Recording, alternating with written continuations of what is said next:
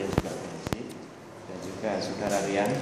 Saya harapkan hari ini siap walafiat ya untuk menerima ujian kenaikan misalnya, kelulusan. Semoga Anda bisa menjawab dengan baik. Waktu Anda presentasi 15 menit. Nanti dilanjut dengan tanya jawab yang dilakukan oleh penguji maupun pembimbing selama 1 jam. Ya, saya persilakan. Terima kasih. Assalamualaikum warahmatullahi wabarakatuh. Baiklah, yang saya hormati dari guru saya, yang saya hormati para pembimbing saya, Bapak Panjang STMP dan Bapak Sekalian SI. Terima kasih atas waktu yang diberikan kepada saya. Pada hari ini saya ingin mempresentasikan hasil penelitian tugas akhir saya yang berjudul deteksi suara autis menggunakan cara berikut. Nah, kenapa sih saya meneliti tentang anak autis? Mungkin ini bisa diketahui alasan dan mungkin hasil yang saya teliti selama ini. Saya intinya hari ini ingin membuat software bagaimana bisa mengklasifikasikan suara anak autis dengan anak normal. Nah, ini adalah profil dari autis di hari ini yang diambil oleh UNESCO tahun 2011, bahwa di dunia itu terdapat 35 juta orang penyandang autisme.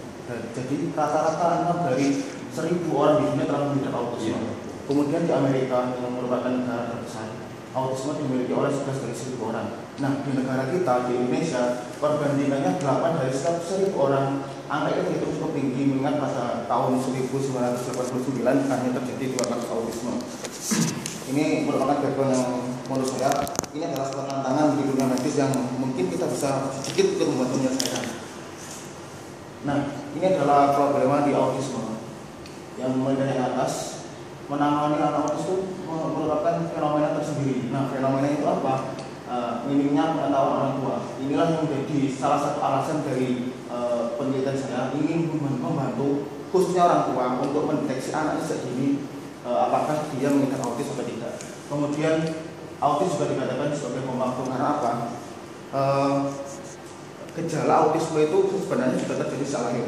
Tapi orang tua atau mungkin para praktisi medis itu biasanya baru mengetahui sekitar umur 4-7 tahun. Padahal autisme sendiri itu bisa dideteksi sejak umur 2 tahun atau ketika si anak sudah mulai bicara. Kemudian yang menjadikan ide penelitian yang secara umum adalah pedoman umum tentang anak autis. Kemudian pedoman yang diakui secara global yaitu International Classification Disease tahun 1993 dan Diagnostic and Statistical Manual yang menentukan anak itu autis atau tidak, sehingga terjadi sebuah ide penelitian ini.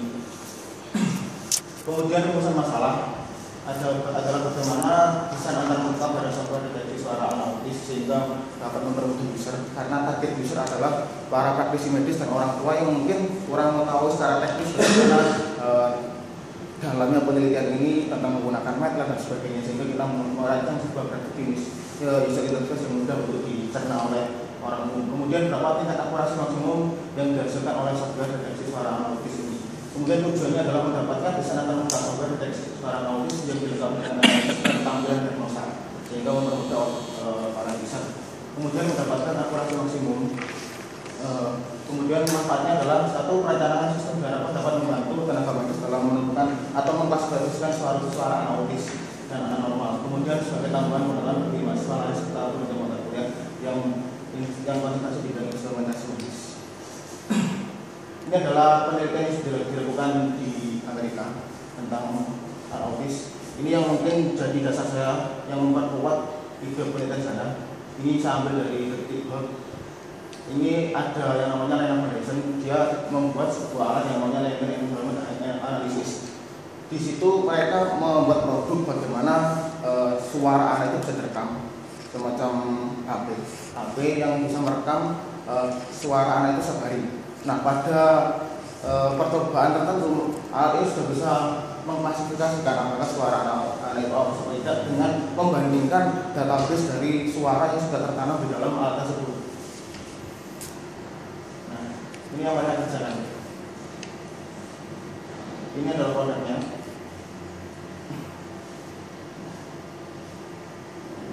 Kemudian teorinya dari penelitian ini, secara umum autisme itu yang dikatakan anak mengalami autisme itu sekarang adalah mengalami perkembangan dalam hal kualitas kemampuan interaksi sosial dan emosional. Biasanya mereka itu cenderung menyendiri, kurang bisa bergaul, kemudian komunikasinya juga kurang baik. Mereka cenderung memiliki komunikasi yang aneh sehingga bisa disertai dengan gerakan-gerakan yang berulang tanpa ada tujuan. Tapi yang lebih spesifik lagi, yang menurut International Classification Disease dan DSM-4 itu ada 3, undang-undangnya ada 3. Yang pertama, gangguan kualitatif dalam interaksi sosial. Yang kedua, gangguan kualitatif dalam bidang komunikasi. Ya, saya minta ini karena ini yang saya ambil. Kemudian adanya satu pola yang dipertahankan dan diulang-ulang dalam perilaku, minat, dan kegiatan. Nah, di poin 2 ini lebih spesifiknya, undang-undangnya ada 4. Yang pertama, bicaranya terlambat atau bahkan sama sekali tidak berkembang. Kemudian bila bisa bicaranya tidak dipakai untuk komunikasi, artinya dia hanya merca atau mendukung saja. Kemudian sering menggunakan bahasa yang aneh dan diulang-ulang, dan cara bermain yang kurang variatif, kurang imajinatif, dan kurang bisa meniru. Ini tambahan saja teori tentang autis yang dikeluarkan oleh Kaplan. Yang saya merah ini yang menjadi dasar pendidikan, yaitu ketidakmampuan berinteraksi, kemudian gangguan berbahasa, ekolia, meniru atau membiu, dan mutisme kebisuan atau kebisuan. Nah, ini tentang teori tentang sinyal bicara. Ini adalah gambar melintang dari organ bicara manusia. Suara itu sendiri dihasilkan dari kerjasama antara paru-paru, sebenarnya gambarnya di bawah ini. Kemudian dengan kerjasama dengan glottis, dengan vocal cords, dan articulation tract. Nah, ketika orang berbicara, paru-paru ini menekan udara ke atas yang dibantu oleh epiglottis, kemudian vocal cords ini bergetar. Nah, ketika vocal cords ini bergetar, maka terjadi aliran udara yang menghasilkan gelombang kuarsipedik. Nah, gelombang kuarsipedik kalau disimulasikan dalam komputer seperti ini. Ini adalah bedanya pengucapan kata A, dan ini sebenarnya di bawah tulisan F. Ini sangat berbeda sekali. Jadi komputer sudah bisa menggambarkan bagaimana sih gelombang kuarsipedik itu dari kata A dan kata F. Kemudian teori yang lain yang saya pakai adalah linear predictive coding. Prinsip dasar dari pemodelan sinyal dengan menggunakan LPC adalah sinyal ucapan pada SN dan pada waktu N dapat diperkirakan sebagai kombinasi linear dari P sampel sinyal ucapan dan sebelumnya. Nah, LPC ini memiliki banyak metode. Yang saya pakai adalah metode autokorelasi, di mana nilai sama dengan output interval di luar daerah yang dianalisa. Jadi daerah yang dianalisa adalah lebih besar sama dengan 0 dan lebih kecil sama dengan N1. Kemudian untuk mendapatkan keadaan seperti ini, maka sinyal ucapan yaitu SN plus N harus dikalikan dengan jendela atau window. Nah, window yang saya pakai di penelitian adalah window dasar yaitu window yang panjangnya terbatas. Dari hasil perkara tersebut dapat didapat sampel sinyal ucapan sebagai berikut. Ini persamaannya. Dan untuk mendapatkan LPC diperlukan persamaan seperti ini. Ini sekilas tentang Dunning window. Ini adalah persamaan umumnya. Ini ada jenis-jenis dari jendela atau window yang digunakan untuk menjendelakan. Kemudian Dunning terletak di main load 8 ppm dan peak cycle-nya 43 decibel. Ini sudah sangat umum digunakan daripada, dan ini lebih sering digunakan daripada jendela-jendela yang lain, khususnya di analisis sinyal. Kemudian teori yang lain adalah fast Fourier transform, di mana fast Fourier transform ini intinya mengubah sinyal dari domain waktu ke domain frekuensi, dari domain kontinu ke domain spasial. Ini adalah persamaan secara umum. Hasil dari persamaan ini merupakan inputan dari JST yang siap dikomputasi secara langsung dalam bentuk sinyal XT. Nah, ini tentang jaringan syarat tiruan. Secara umum, jaringan syarat tiruan adalah bagaimana suatu pemrograman dalam komputer bisa mensimulasikan pembelajaran yang ada di otak manusia. Dan algoritma yang saya pakai adalah algoritma backpropagation, di mana backpropagation ini merupakan algoritma pembelajaran relasi dan biasanya digunakan oleh perseptron dengan banyak lapisan untuk mengubah bobot-bobot yang terhubung dengan neuron-neuron pada lapisan tersembunyi. Ini adalah contoh arsitektur dari jaringan syarat tiruan dengan metode backpropagation. Ini pada lapisan input ini ada 3 neuron. Kemudian pada lapisan tersembunyi atau hidden layer ini terdapat 2 neuron, dan pada lapisan outputnya terdiri dari 2 neuron.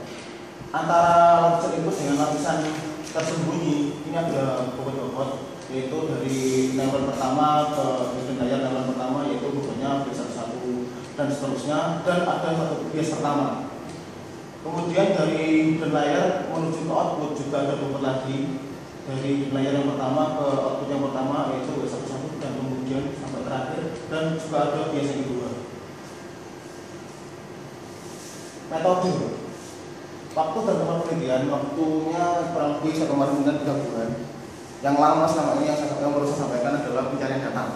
Data anak autis ternyata tidak mudah untuk didapatkan karena orang tua sering tidak mau untuk diambil data anaknya karena mereka berpikiran tidak ada untungnya ketika saya mengambil data mereka. Kemudian tempatnya adalah di salah satu cabang Yayasan Autisme Indonesia, yaitu di Asia Center Surabaya. Kemudian peralatan dan software yaitu laptop, kemudian data, kemudian perekam suara, kemudian dengan software Windows 7, MATLAB, Microsoft Excel, dan audio editor.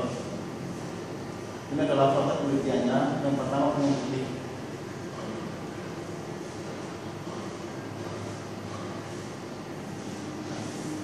Pengumpulan data sampel suara anak 4-7 tahun, kemudian perancangan software, kemudian uji coba software, analisis data dan laporan dan evaluasi. Ini adalah alur prosedural dari software secara umum, yaitu data rekaman suara anak. Data rekaman suara anak yang menggunakan rekaman saya itu harus dimasukkan ke VAudio auditor dulu karena hasil rekamannya belum bisa dibaca oleh MATLAB. Kemudian di VAudio auditor itu diubah frekuensi samplingnya menjadi 8000 dan diubah menjadi mono. Kemudian mengalami hearing dan LPC. Ini adalah serta fast transfer secara umum. 3 proses ini adalah proses ekstraksi diri. Nah, hasil dari fast transfer ini terdapat 512 poin neuron yang siap diklasifikasi oleh GST. Kemudian identifikasi. Ini adalah proses dari pengolahan sinyal. Pengolahan sinyal dengan metode LPC autokorelasi secara umum seperti ini. Jadi kita harus menentukan ordernya LPC memerlukan order, kemudian penjendelaan, kemudian memiliki koefisien LPC, kemudian FFT. Jadi hasil dari koefisien LPC yang di FFT ini merupakan prediction error yang siap dimasukkan ke GST. Ini adalah jaringan saraf kehidupan. Yang pertama dimulai dengan inisialisasi bobot secara random. Kemudian pada waktu saya penelitian saya gunakan nilai yang sangat kecil. Kemudian setelah inisialisasi random yaitu menetapkan parameter. Kita menetapkan ekornya berapa, kemudian target errornya berapa, nilainya berapa, fungsi aplikasinya apa dan sebagainya. Kemudian di sini akan ada inisialisasi bahwa MST sama dengan 1, echo sama dengan 0. Kemudian cek kondisi. Cek kondisinya ketika echo lebih besar sama dengan maksimum echo dan atau MST-nya lebih kecil maksimum MST minimum. Jika iya itu berhenti, tapi kalau tidak, mereka akan mengalami yang namanya feed forward. Dimulai dari echo sama dengan echo plus 1. Langkah pertama di pet progression adalah feed forward. Ini adalah keseluruhan proses dari feed forward, yaitu yang pertama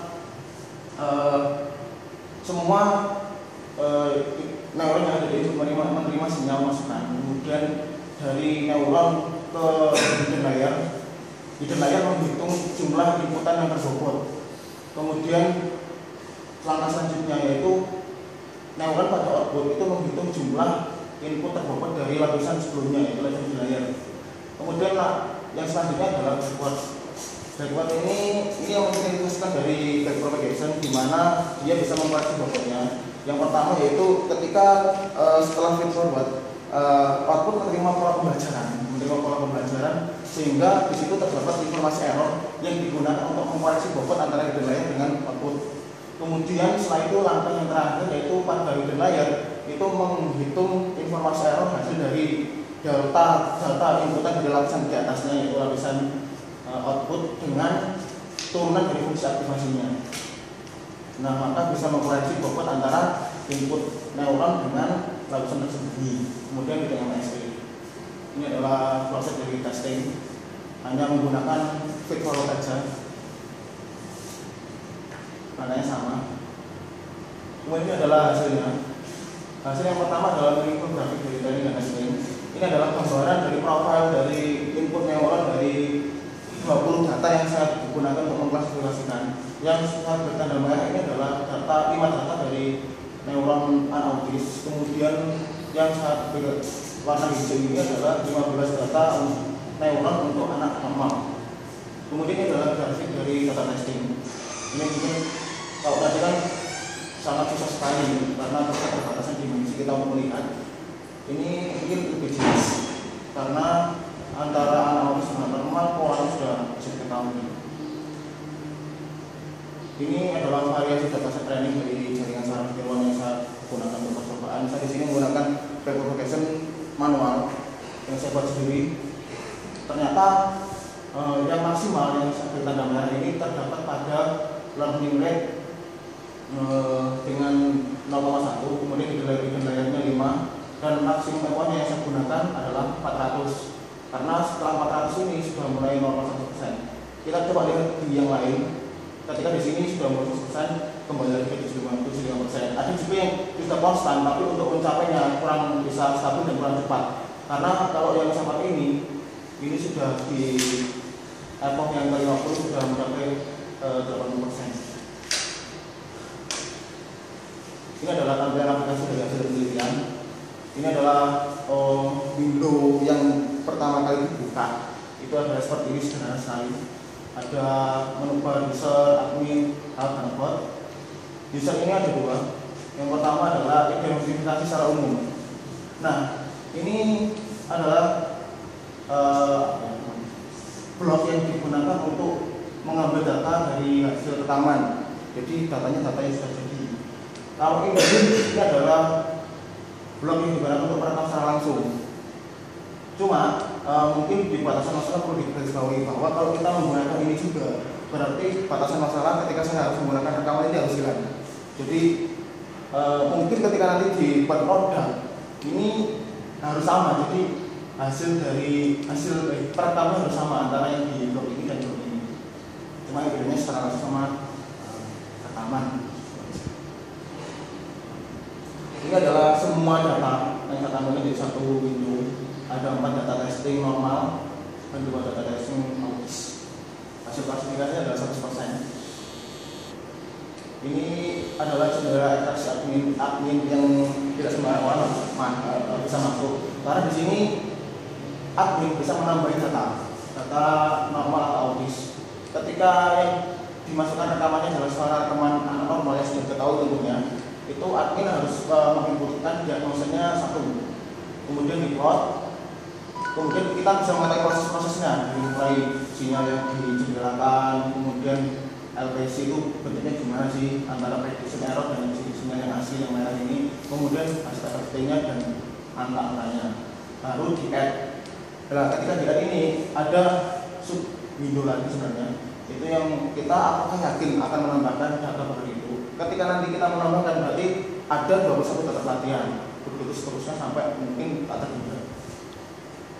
Ini adalah tampilan dari jendela backpropagation yang saya buat.